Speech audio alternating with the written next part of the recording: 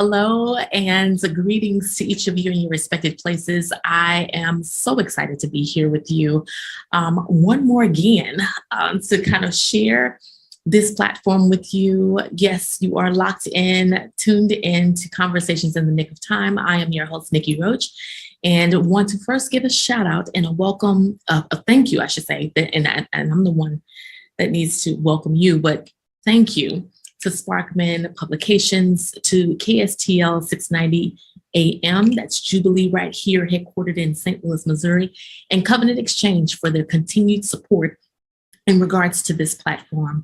Those who are new to us, Conversations in the Nick of Time is a platform that is basically your virtual classroom, where I get the honor and privilege of tapping into these geniuses that I'm surrounded around by on a daily basis to bring them in to share their wisdom and give us nuggets.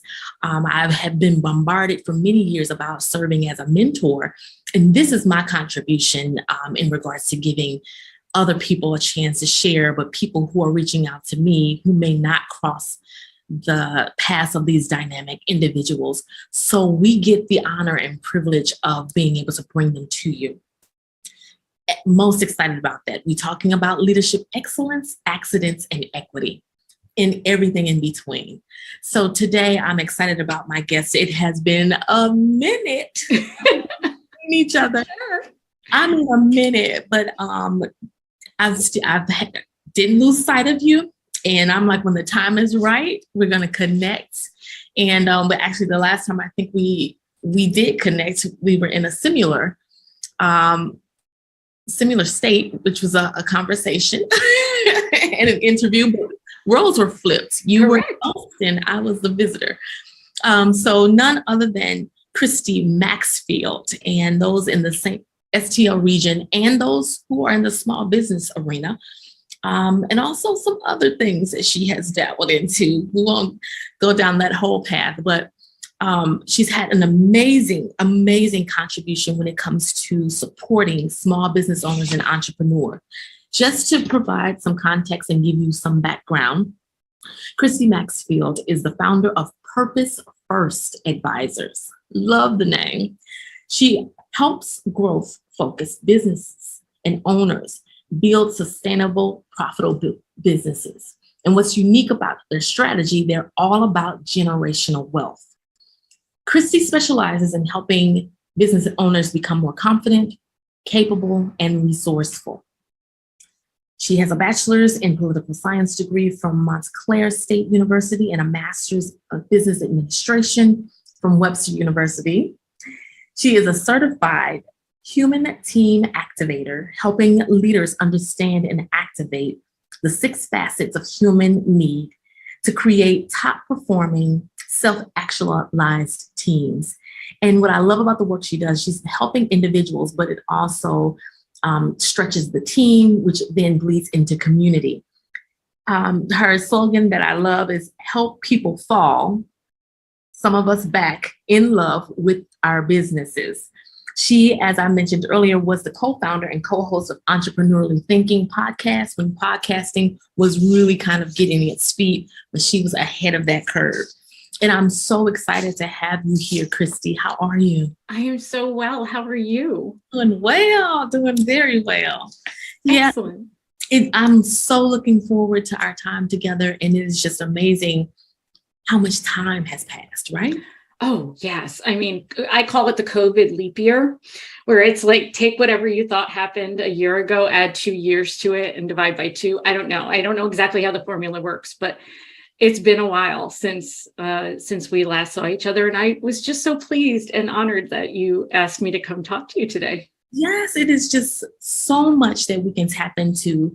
And I'm going to set the context just with an article that I grabbed, and we can slice and dice our conversation and move forward as we will. But here's just a little something to give us some context. And sure.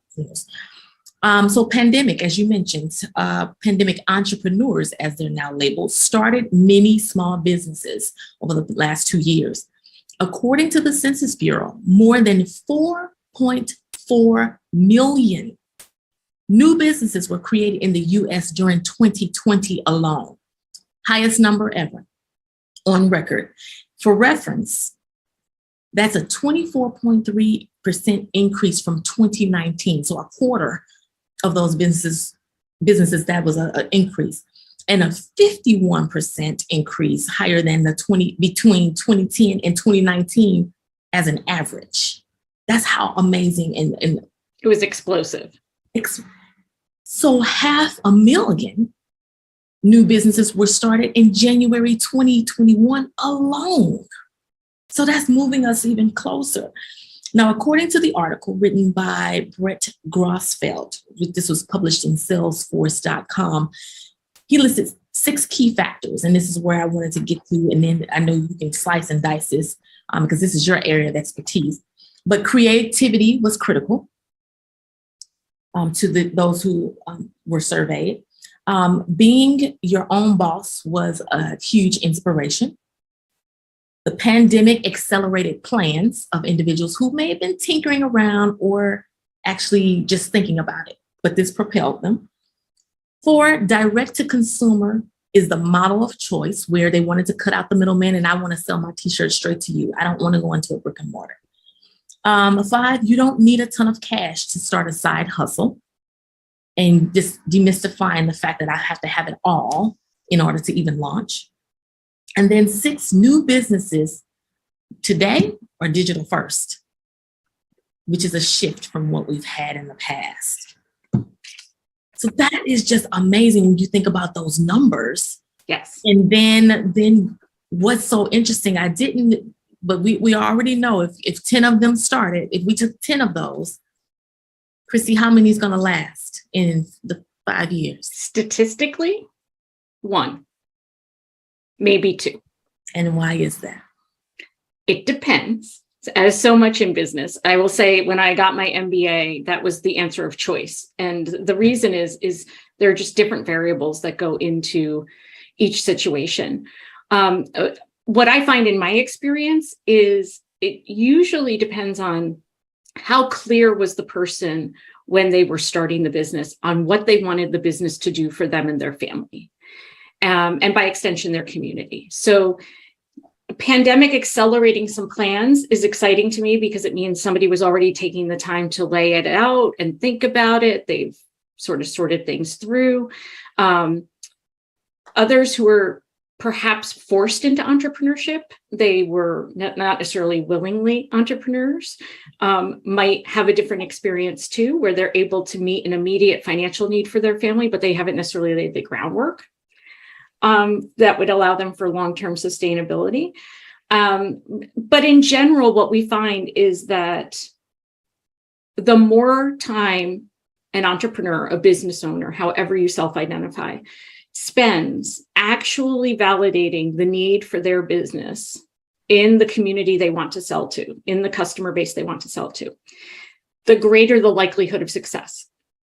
So everyone is, entrepreneurship's, doing first, and predisposition to act, and innovation and activity. And yes, and I am all for acting if we're learning while we're doing.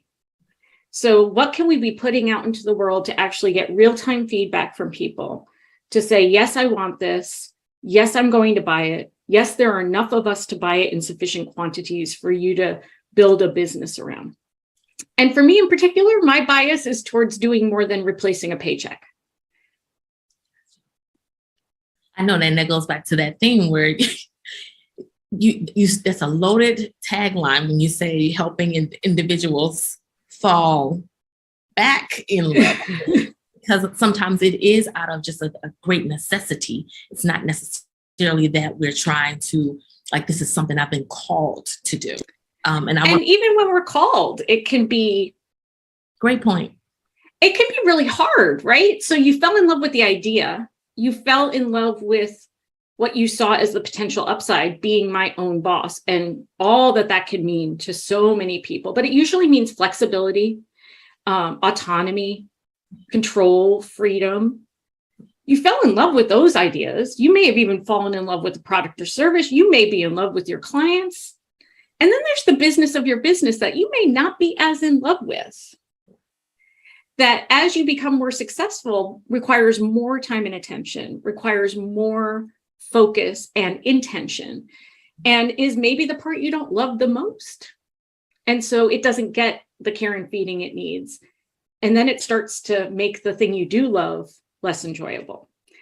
Yeah. So that's why I say you sometimes have to fall back in love. I think you started in love, Yeah. but I think sometimes you're not staying in love. Everything, it takes work.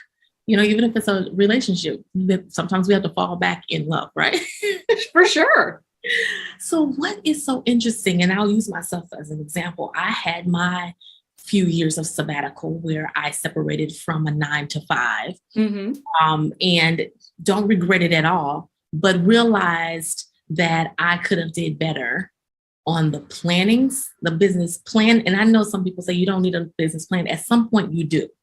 Yes. Because if you're talking about clientele, like now I'm much better, still work to do, but I had to get help. Yes. And that was one thing, but I'm like, oh, but I'm so small, I don't really need that. And that's what I fell trapped into, because now I'm trying to create business, be the business. And then even if I had something that came up that I could pass off to somebody because everything was around me, I can't be everywhere doing everything. No, you cannot. Generated opportunities. And so then, but also trying to be too many things to too many people. So I had to get laser beam focused. Yeah. You have hit on so many variables, and you are not alone. And that's my key message. If you're listening to this and you're running your business and you're not in love with it, if you're running your business and you don't feel confident and you don't feel calm, you don't feel like you have some level of control over what's going on, if you don't feel like you're as competent or capable as you could be, if you feel like, and every single business owner, including myself, feels this way, I should have done something differently in hindsight. If you're feeling those things, you are not alone. We have all felt those things. We all feel those things. And then it's like, okay, you can spend a lot of time beating yourself up, or we can recognize that now we're ready to do different, do better, and reach out for help. Yeah. And when we talk about help, I know you have seen being a business coach for individuals and teams. What is the one thing that just never fails to show up as you're consulting, and whether that's informally or formally? Feelings about money, feelings about abundance, feelings about success, which are often tied to self-worth, which are often tied to who we want to be in the world and how we want to serve. Even as a business owner? Almost definitely as a business owner. I coach a number of business owners who are doing wildly successful business and wrestling with, what does that mean? What does that mean? How am I going to be a good steward of this financial abundance? How am I going to create my company in ways that are less harmful than the ways that companies I've experienced are? So wait a minute. So, because a lot of us, and I just had a moment, because you're speaking in regards to we've made it. But now what am I supposed to do? Now what am I supposed to do? And if we're struggling to make it, what are some of those stories we've told ourselves or been taught by society that keep us from living into our full potential, that keep us from pricing our product appropriately or our service appropriately? Because there is a truth behind this pricing thing. Oh, yes, there is a truth. Share, because I know they said don't try to be the lowest, because then what you do that. Share a little bit about that. So we don't want to be the lowest because we don't want to race to the bottom. There's nothing at the bottom, right? And if I'm the lowest and I'm attracting customers and clients because I'm the lowest, unless I'm humongous and I'm selling huge volumes, I'm going to lose. I can never be low enough for the discount buyer. And so most of us, these digital first creative companies that are going out and selling directly to the customer, we have to be really conscious of who is our ideal client, who's our ideal customer, and how does pricing influence their perception of the brand? How does pricing fit with what their expectations for this good or service are? And how can I price my service so that I feel I'm being compensated at the highest possible level and my client perceives that they are receiving the highest possible value for what they're paying? And that's why you can't be everything to everybody. Because if I'm trying to be everything to everybody, I can't talk directly to the people who value my product or service the most and are willing to pay what I have calculated to be the price that I'm going to market with, which can change over time. It can change over time if I don't do things like only offer coupons in the beginning or only offer free samples or free experiences in the beginning. If I'm simply want to change how I'm pricing moving forward because different criteria have come in, there's communication strategy around that to your clients, of course, but I'm not locked into whatever I came out of the gate with. But I do find that underlying of how can I ask for this amount? Am I worthy of this amount? What if they say no? There are people who need me who can't pay me or can't pay me what I'm worth, and I want to help them. There's so much going in, and that you have to sort it out. And you usually can't do that by yourself. I don't know. I can't. I have a coach because I can't sort that out by myself. And as I'm sitting, I'm squirming and because even as you begin to grow, because I niched things down and I found 2 lanes, and these are the 2 things I do. Yeah. And I learned to do them well. And all the other extra stuff, I can recommend someone because I wanted to do it in excellence. You can't do everything and do it in excellence. But when it comes to this pricing, whether you're a speaker, whether you're a facilitator of training of some sort, whether it is you're doing body butter, this idea of pricing and knowing your worth, what I also had, it was after years of being so low, it took someone at a conference where there were hundreds of people that I spoke to and did several different breakouts and in several different states. And the person who signed and approved the check, travel, everything, she came and she says, I need you to change this number. Mm-hmm.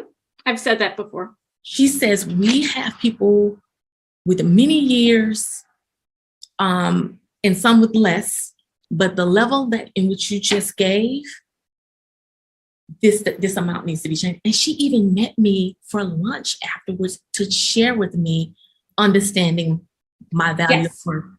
But the thing is, it's like, but how do you know what it is that you're worth when you're comparing but back to that self-worth. And this is why you're right. You need someone, a coach to talk, because I'm like, but I'm not there yet. Who said I'm not there yet? Who said you're not there? Every business owner, but particularly every woman business owner I have ever met is fully capable of doing what she wants to do in the world right now. No extra degree, no extra certification, no extra validation. That comes a lot from our own perception of our capabilities and what we think other people need to see us as worthy and qualified. But truly, if you're waiting on one more certification, one more ounce of experience, one more, please stop. Please just go do it. Because I guarantee you, if you really need that certification, the market will tell you, you will go get it and life will go on. But you will never be 100% ready. So you need to decide, are you ready to go now? Yeah. And then when it comes to pricing, there's all sorts of things that we have to look at about what the market will bear for that type of good and service, what our competitors are doing. But in terms of, before I get to what am I going to price this good or service for, is what do I need my business to do for me? And who do I need it to do for? Exactly. So my thought, because I said, well, I'm not wanting to do certain groups. Right. I want to elevate, and it made everything shift though. Right. Everything shifts. So in your example, your buyer was accustomed to buying at a price point higher than you were offering, and that price point signaled value. That price point signaled capability and technical expertise, right? And pricing below it made them pause because it did not convey. It was like getting an Omega watch for half price. I mean, that's not a thing, right? Because it's never half price. Right. It's never half price. So either they're judging everybody else incorrectly, or you're not as valuable as you say you are, and we're making a bad purchase. So there's that element, right? But if we go back to what do I want my business to do, the next layer that brings up is I don't want to hire people. I don't want to be anybody's boss. Okay, so now you're confining your ability to make money to what you can do in 24 hours and 7 days a week. Is that going to produce the financial outcome? Because a business is meant to create a financial outcome, right? It's meant to make us, yes, it can help make us happy. Yes, it can make us feel secure. Yes, but the financial outcome is what we're looking for in addition to all those things, right? And so most times people they say, well, I think I can make. That's not the question. What does it need to do for you and your family and your community? Then how do we build it to do that? And then how are we going to make that happen with the right combination of people, either contractors, advisors, or employees? And it doesn't mean you have to hire 30 people, but it might mean you have a part-time person and a contract person and a virtual assistant and a great CPA. But that has to be thought out and a decision has to be made if you're talking about, because then it goes back to even your company name, purpose. What is right? What's the purpose? Because if I know what you want your business to do for you, hey, Christy, I want this business to be able to put this amount of money in my pocket every day to spend on my day-to-day expenses, to replace my paycheck, essentially, right? I want this business to put this much in long-term savings, this much in short-term savings, have enough money left over in the business to pay my tax obligation without having to worry about it, pay all the people and raw materials and other things that I need to do the business, and have money left over. Because if we only count on profit,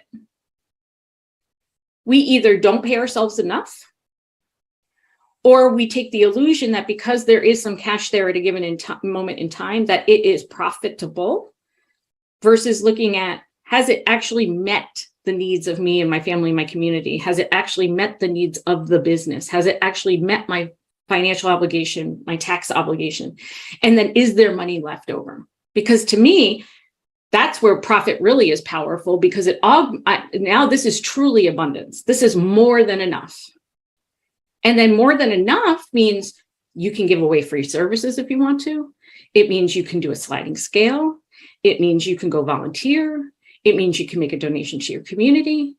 It means you can take your family on that vacation you wanted to. Whatever that thing is that gives you the greatest abundance and joy, what makes you happy, you'll have flexibility. Oh, I could hire somebody to do this part, and I can get to more baseball games, and I can fit yoga in, and I can, do the things that bring me joy and happiness. So money isn't the end result. The money is the conduit for choice and the conduit for freedom. And if we can get in right relationship with that idea, then we can figure out, well, what does the business need to do? What does that look like? Oh, well, if it has to generate this much revenue in order to generate this much, to take care of all those things I just mentioned and profit left over, then we're going to need X number of clients at this price point, or we're going to need to sell this many units of body butter, or we're going to need to have recurring revenue that is equal to X, Y, or Z. And then we can say, okay, well, what's it going to take to do that? Oh, I'm going to have to do these marketing and sales activities to generate this revenue. Oh, what seemed like imaginary numbers just a little while ago, I now have tied to very specific things I can go out and do to generate the revenue I've decided I want to generate. And I can build my pricing with that in mind, as well as all those external factors, the marketing, the market and the competitors and the things like that. So I'm hearing a shift in mindset that has to occur first. Oftentimes. Because when we launch something, it's so easy to get an LLC, the EIN, the DBA. We could do that right now before the show is over. But the work behind this, I'm sitting here like just this short amount of time, and I'm like, if I had known this 6 years ago, because what it was is that I was in the process of doing, and it's like, oh, and someone saying, oh, you need to separate, make sure it's not with your personal, that you're mixing in with your business. And this is just a bit, this is your business. Or what's your business name? So people can persuade you like, oh my gosh, go with it. And I think in some instances, I don't think anything was wrong. It's just that I was ignorant of the proper steps to take if I was going to be serious about it. And it not just be, oh, I've got a company name and I hustle around. I do this on the side, every now and then. That's okay if that's what you want. If that's what you want. But if secretly you're hoping you're going to leave your job, if secretly you're hoping this will allow you to retire early, if secretly you're hoping whatever, somebody will buy it. If those are the things you are secretly not, those are the secrets you're not telling yourself, right? Like those are your secrets from you, right? My next word is we've got to have some honest conversation. Oh yeah. I mean, that's the thing that for me is the hardest, that sometimes when I ask a question like, what do you want out of this business? It can really be a hard emotional question to answer. And I don't mean to make you uncomfortable per se, but I do want you to grapple with that, because if you don't, your indecision will be your decision. And it will lack intention and it will lack focus. And there is a protective part of ourselves that says, if I don't do it the right way, or if I don't go full in, then I can keep playing. And then if it doesn't work,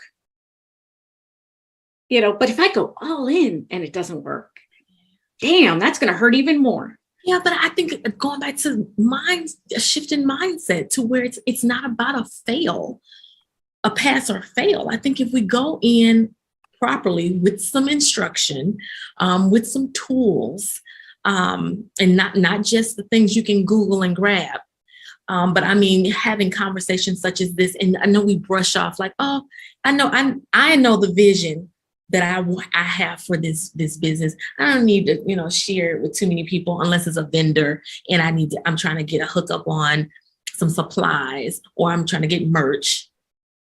But no, because all of that is still after this short amount of time, I'm like, well, who do you even, what is it? What is this for? What is the why? What is the purpose of this business?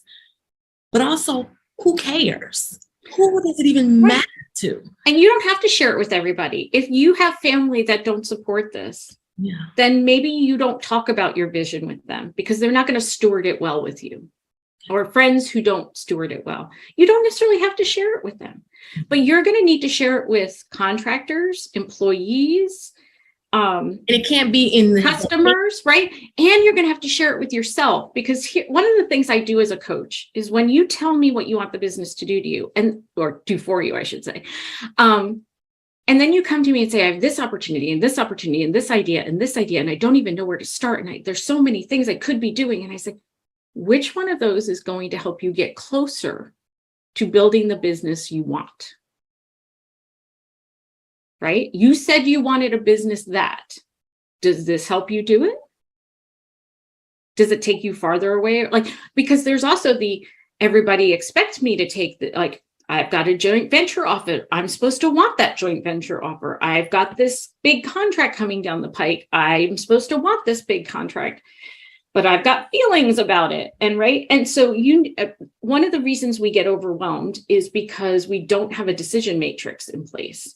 And I see the vision as your primary decision tool, right? Like, does it get me closer to this? If part of what you want your business to do for you is help you live a healthier lifestyle, lower your stress, spend more time with the people you love, and you're focused on growing in 4 different ways, those may not be compatible. Conflicts. Right? If you want the business to do all those things I just said, but you don't want to hire anybody to help you, that may not be compatible. And the thing is too, in this space of, I don't care if you think you're a solopreneur. This is another thing that you just triggered. a lot of people, because as you know, I don't have the numbers, but African American women are number one in launching small businesses Yes. and launching entrepreneurial efforts. Yes. Number one, but we are the least funded. You're dead last when it comes to hiring somebody other than yourself. And that's where I was going. And dead last in building a business that exceeds $1 million. And that even is sustainable. That's sustainable. And it's through no fault of your own. It is it is systemic in many, many, many ways. It is, but at the same time, I know in my hub, my tribe, my community, many of us need to go back to, what do you want out of this business? Yeah. We need to go back. I would agree. And what is the decision matrix? Because we're saying we want one thing, but doing everything, my hands raised, to conflict. Now that I'm hearing this and the way it's landing, and also me, even like I'm in the season where I had to hire people. And I love how you gave choices earlier: contractors, advisors, employees. It does not necessarily have to all be employees, or the VA, virtual assistant. And there's so many options that serve that. So you have to find, because what I learned, you can only take it so far by yourself. You can. And then people are like, well, I've had bad experiences delegating before. So now we have to get very clear on what do you want done and how do you want it done? And how much creativity can this person bring to this process? Or is this a no creativity zone and they have to follow the rules and the procedure? But that goes back to something we don't necessarily like to do, the part of the business we don't love, which is actually creating a process that other people can do when we're not in the room. And right? you need that. And you need that. And I will say, I coach on that all day long. I brought on a virtual assistant and she was like, I could really use more like direction. And I was like, oh, that makes perfect sense. I tell people that all the time. But, how do you want them to schedule? Do you want 45-minute meetings so that you have 5 minutes between? Do you want to make sure there's at least a half hour in between meetings? Is there no meeting zone? Right. I mean, think about it. What's end of day? Yeah. If I ask you for something by end of day, what's end of day? Mine's 5 o'clock. Yours might be midnight. Yeah. And that's for those discrepancies. Right. And I brought on my virtual assistant before I will tell you, I don't think I maximize her. I don't think she is working every moment that I am paying her for. Why is that? 2 reasons. One, I hired her before I needed her. I let mine go. Because I hired her before I needed her because I needed to practice having somebody I could delegate to. Yep. Because I'm not good at it. Yeah. Right? It's just easier if I do it myself. It's also I'm going to ask Heidi to do that. If you ask for my time, I'm probably going to ask Heidi to schedule it. Not because I don't love you, not because we can't do that email exchange, but I'm already paying her. So let her do that. Yeah.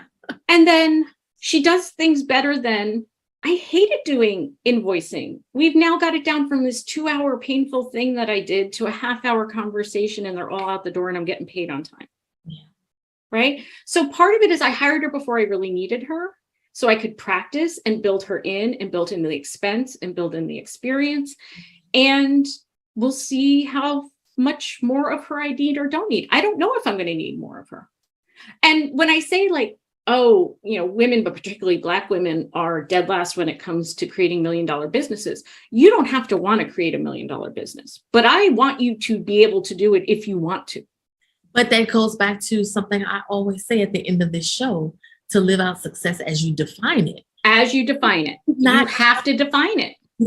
Just like we don't know what we wanted to do. We don't know what decisions make the matrix. And what is success? Because it may be that all you want to do, you want to sell 10 body butters a week. That may be success. Then great. Yeah. And if you can do that, who knows that?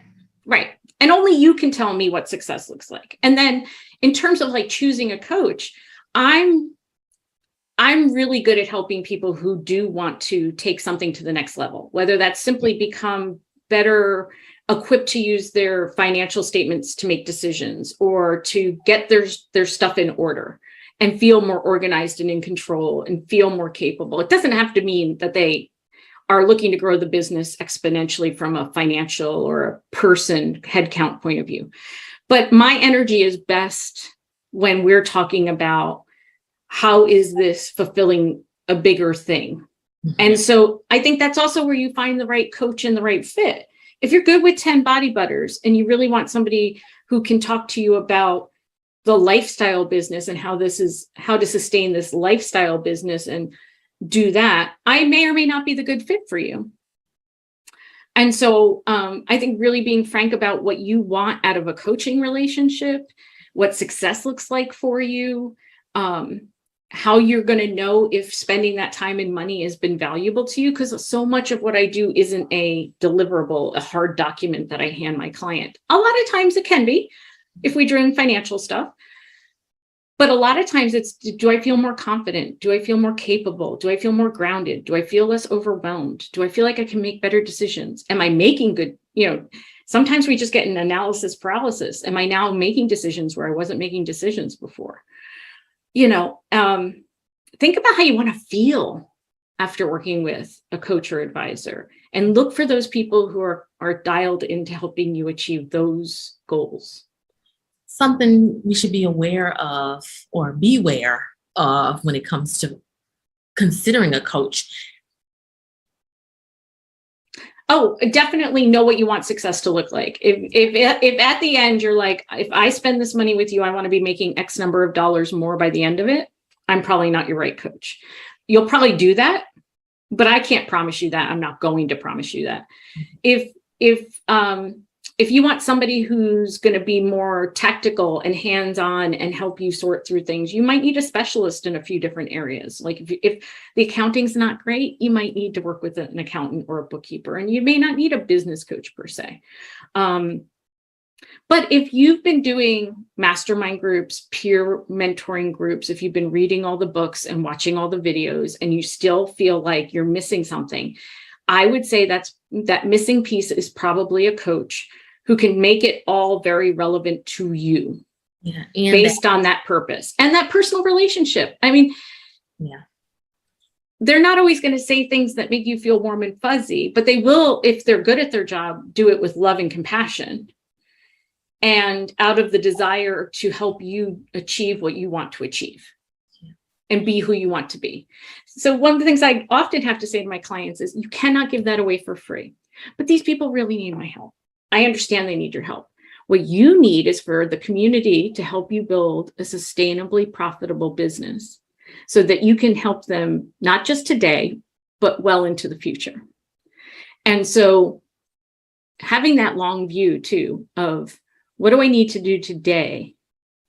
And sometimes that means saying no to some things and some people. And in alignment with that, I know recently you released a blog post and a e-newsletter. It was included in that also, about your struggle as the coach to take a time out and to go on a trip with your hubby.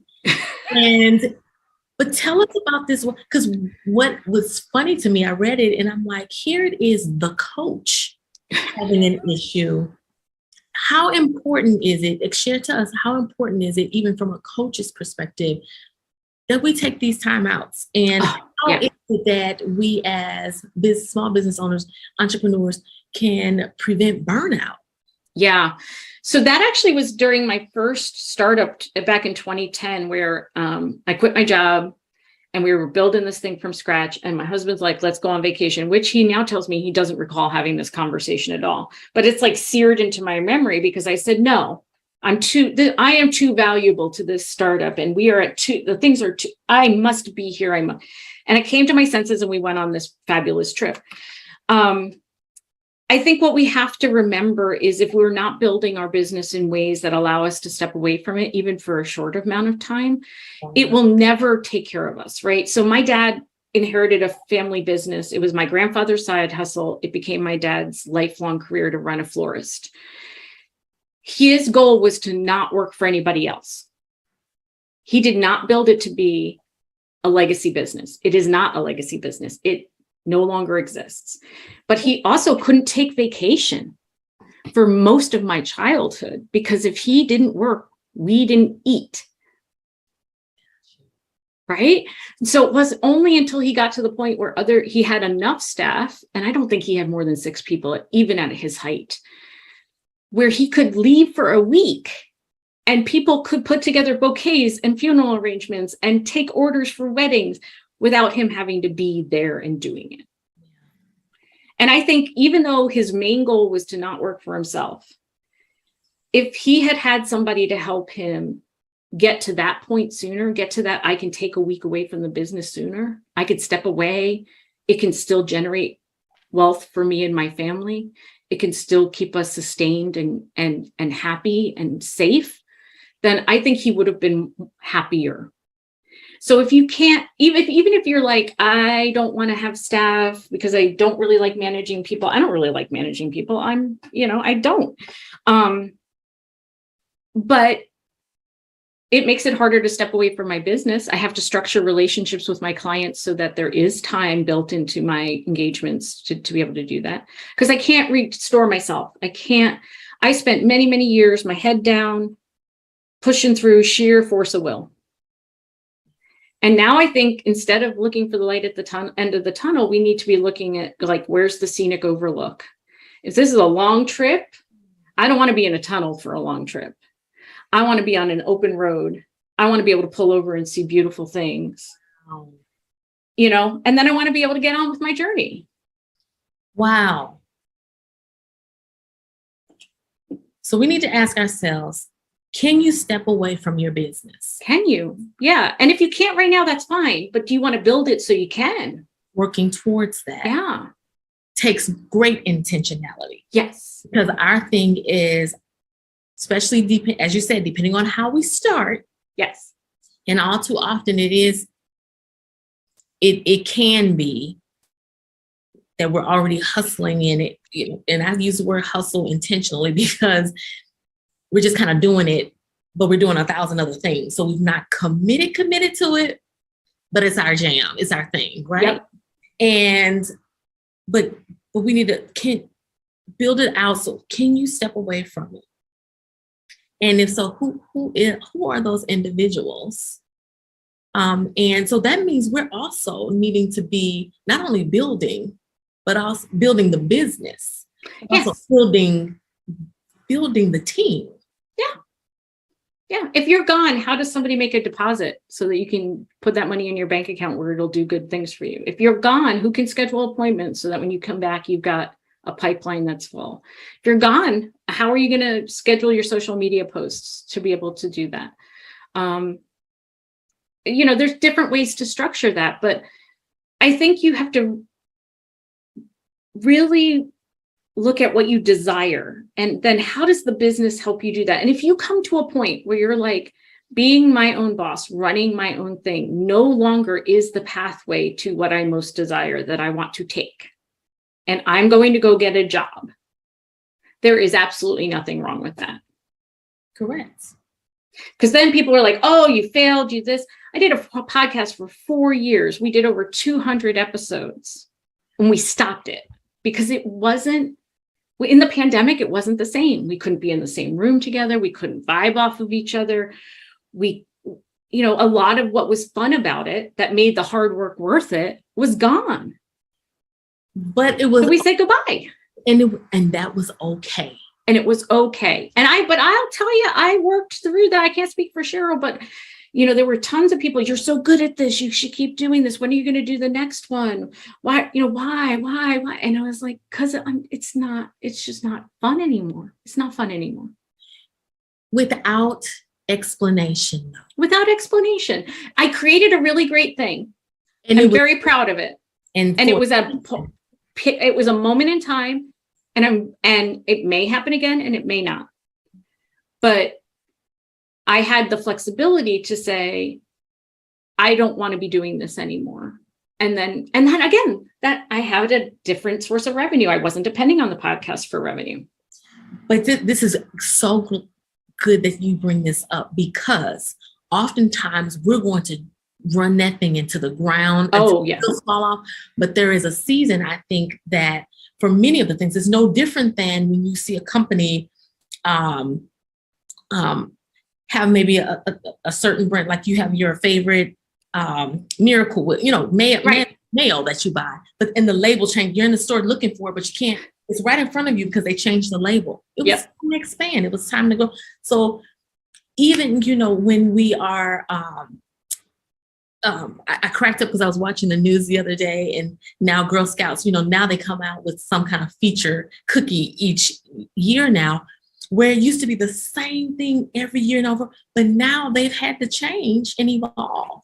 They've licensed their flavors. So as a national organization, they're able to generate revenue off of something that has nothing to do with membership dues and nothing to do with cookie sales per se. So right? So I love the fact that while we may be doing it this way right now for this season, being sensitive enough and honest enough to say, you know what, it's time to pivot, or it's time to repackage, time to rebrand, time to release. And maybe I don't want to sell that way to that person now. Like my dad was a florist. When my grandfather started the florist, you only bought flowers at a florist. Pretty straightforward. If you wanted flowers, you went to a florist. And most of their clients were from the neighborhoods around where they were. Mm-hmm. When people started buying flowers at grocery stores and at Home Depot and all those things, that changed what it meant to be a florist. When 1-800-Flowers did what my father thought would never happen and make it normalize getting flowers delivered by a delivery man, like a UPS guy, on your front step, those are not, they're all florists, but they are not the same business. And he did not evolve with them, and he didn't really want to evolve with them. And that's a choice. And that's a choice. And it has consequences, both good and bad, not necessarily bad. Consequence always feels like a bad word, but they're just the outcomes of a decision. Mm-hmm. And in this case, the outcome of a decision meant that there was not a sustainable business model. Yeah. Wow. This has been amazing. When we talk about Purpose First Advisors, what are key things that you and the team are doing to serve your clients? Well, I work primarily one-on-one. So my largest client has $50 million in revenue and 45 people, and we're really grappling with the growth they've experienced and the things that weren't in place to support it. And now how do we put those things in? My smaller clients are making a couple $100,000 a year. They're generally solopreneurs, and they're trying to figure out what combination of resources they need to be able to build their business the way they want to. So in general, if you're grappling with, I don't feel confident and secure, I'm encountering problems because the business has changed that I don't really know if I'm equipped to handle, or I know the right answer and I'm still having trouble executing on it, because knowing what you should do and being able to execute on what you feel like you should do are two very different things. So if you're feeling stuck in that way of, I've got too many ideas, I don't know how to delegate, I'm not sure how to grow from here, I'm both excited by what my business is doing and terrified by what my business is doing.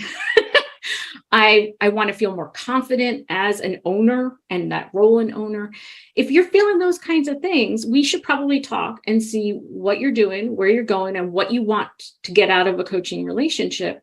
And then those can look, I generally meet with clients either once a week or once every 2 weeks. I generally don't do for new clients anything less frequent, because part of it is you want momentum, right?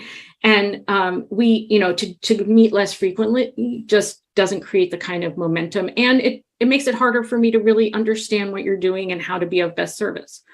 But even if you're not sure, I don't know if I need a coach, is a great place to start and have conversations with people about, whether or not that's a good pathway for you.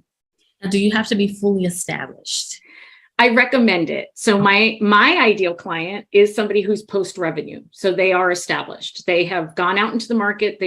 They have a corporate entity. They are running whatever they're doing as a business, and they have clients who are paying them. And now they want it to do more or better. Okay. they might be at that point where they go, oh, this thing actually took off. I wasn't expecting that. I need to now go back and do some things I didn't do before. I'm happy to do that. Yeah. I'm really good at business model validation, but generally speaking, if you're not out in the market making money, you tend to have less resources for somebody like me. So if it's an investment you want to make on the front end before you form, happy to have that conversation. If you don't have the resources to have that conversation with me, there are free resources in our community that I can direct you to. Okay, wonderful. This has been just like, wow, like we jumped here. Where can people learn more about you and also Purpose First Advisors? Because I know they're also, you release little nuggets that are even useful. I try to be useful. So the website, purposefirstadvisors.com. I have a blog. I will update it at least once a month. That's a commitment to me. And so you can access the archives there. I try to post at least a few times a week on LinkedIn and try to make those posts as useful and relevant as possible. Sometimes just inspiring, but also I'm a practical, tactical kind of person. So I'm usually looking for something that has a little bit more oomph to it. And it's a great way to check me out. Like, see what I wrote, see what I said. The proof is in that pudding. If you want to go back and listen to Entrepreneurially Thinking, you can find that on pretty much any podcast platform you want. You can go to entrepreneuriallythinking.com and listen right from the website. I welcome people checking me out, kicking the proverbial tires, so to speak. And then if you want to sign up for the newsletter, you can do that on the website. Or if you want to schedule a complimentary call to say hello and get to know one another, you can do that too. Wonderful. And we will post the information that was just shared by Christy. Right now, we are coming to a close, but before we release you, just wanting you to take this moment. And if you have this platform to communicate one message to the world of entrepreneurs and small business owners, what one thing would you want to tell them to encourage them? Ask for help. Give yourself permission to ask for help. You don't have to do this alone. Okay. Wow. That was simple but powerful, because all that we've discussed requires help in some shape. And you deserve it. Yeah. You really deserve it. Yeah. Christy, thank you so much for the time and just all of this. I mean, I know myself, usually I'm like, oh my gosh, we've given you something. No, I have been given something. Well, you call me if you want to talk more. Right. It's just like, wow, that shift in mindset. So thank you so much for sharing all of this useful information. Thank you for your time. If there is anything as you progress and expand and scale that we can do to support you on this platform, do not hesitate to reach out. We got you. Thank you. Yes. Want to thank each and every one of you as well in your respective places for joining us. I have no doubts that something has been shared to give you just what you need to take it to the next level, regardless what that level may look like, or if you've got to stop, press pause, and go back and define what that looks like. It is not too late. The thing is, once we're educated, when we know better, we do better is the formula. So let's all of us, my hand first, and I'm jumping the line. Let's do better. I want to thank Sparkman Publications, KSTL Jubilee 690 AM, and Covenant Exchange LLC for your continued support to keep this platform going. Conversations in the Nick of Time, where we talk about leadership excellence, accidents, and equity. I'm your host, Nikki Roach, and make sure you visit us at nikkiroach.com if you want to learn more, as well as see an on-demand segment of this conversation, as well as possibly being a future guest. So until then, go and be great.